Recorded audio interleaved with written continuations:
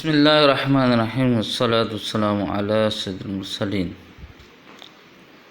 ایک جامع دعا حضرت عبداللہ بن مسعود رضی اللہ تعالیٰ عنہ نے بیان کیا، حضور نبی اکرم صلی اللہ علیہ وسلم تعلیم امت کے لیے یوں دعا فرماتے تھے: اللہم انی اسألک الہدی والتقی والعفاف والغنی۔ صحیح مسلم شریف کی یہ حدیث پاک ہے۔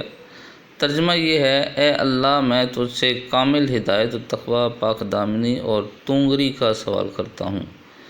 اس حدیث مبارک میں عفاف سے مراد ناجائز امور سے باز رہنا، غنا سے مراد ہے دل کا غنی ہونا، یعنی لوگوں اور ان کے ہاتھوں میں موجود چیزوں سے بے نیاز ہو جانا۔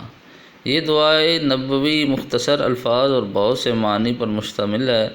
ایسی جامع دعاؤں کو اپنے معمول میں شامل کرنے سے بے شمار برکتیں حاصل ہوتی ہیں۔